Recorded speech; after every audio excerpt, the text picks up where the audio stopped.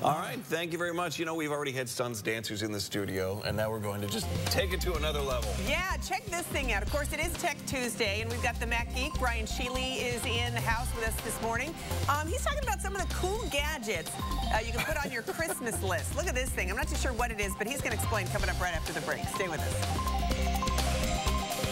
Yeah, we do. Brian Sheely, of course, the Mac Geek's joining us like he does every Tuesday for Tech Tuesday. You're talking about some of the cool gadgets that are out there for, you know, on people's Christmas lists. What are the hot items that everybody wants? So I did a little informal survey over the last few days. At your house? At my house, yeah. I sent out some tweets.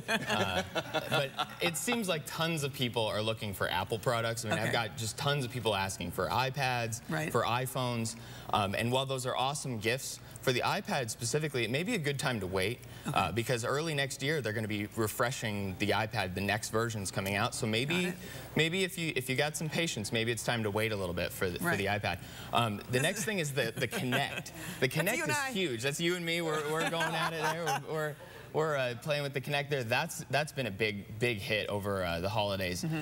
Not to mention a lot of the Android phones, not to mention a lot of the Android-based tablets that are out there nowadays. There are also a number of set-top boxes that have been really popular. They hook up to your TV and you stream media. This is one of the offerings. This one's called Boxy. But Roku makes one, and a lot of even the Samsung Blu-ray players are advanced now where they can stream Netflix right to your TV. So that's been a big thing. You know, also we've got tons of things. This is actually what we have here this morning. This quadricopter. It's called the Parrot AR drone. They demoed this at CES last year. This thing is awesome. It creates a little Wi-Fi hotspot, and I've actually got one here. But basically, you can fly this. Wow! You can fly this thing around. And it has a video camera on it. Yeah, it's got a video camera on it, and I could show you here the video. So this is actually what it's seeing, if you can see the video.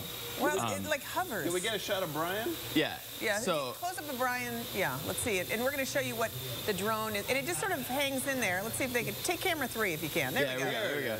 So now you can actually see what the Parrot is actually looking at. And so Steve, Gary. So this thing is awesome. It's $300. Yeah. It's $300, and you control it with your iPhone or your iPad or your iPod Touch, and it's available at Brookstone. Does it have to be an iPad? It's either one of those 3 devices. They're working on supporting it for Android phones as well. But it's $300 at Brookstone. You can order it online. It's awesome. It's super cheap and very cool. 50 meters range? 50-meter range, and it's based off of Wi-Fi, so it creates its own little Wi-Fi hotspot. You join up to it on your iDevice, and then you just control it around. It's got cameras, and you can fly it around. I was flying around the park last night and following cars and all kinds of stuff. So you can spy on your neighbors and basically do it. And it hovers in one spot. I mean, it's cool, but it's a little dangerous all at the same time. You know what? I was flying it inside my house last night and flying it through the hallway, and it's I mean, it might be a little dangerous, but it's pretty cool. Yeah. And of course, it's Brian's birthday today, so happy birthday. And I understand that was one of your birthday gifts, so obviously that's pretty fun. So there's a lot of neat things. And you mentioned, of course, hold off on a few things like the iPad because they're going to be updating. And that's the question a lot of people always have is, do I buy all this stuff now or do I wait a little bit? Maybe you wait on a few things. You can't upgrade the current ones? Well, if you buy one, the iPad, if you buy the iPad, then you're going to be having to buy the next one once it comes out. Really? So maybe it's time to settle for Kindle right now, and then maybe upgrade to the next iPad when it comes out. Interesting. Good advice. And that thing's really cool. We'll have to keep it around here and play with it for a little bit.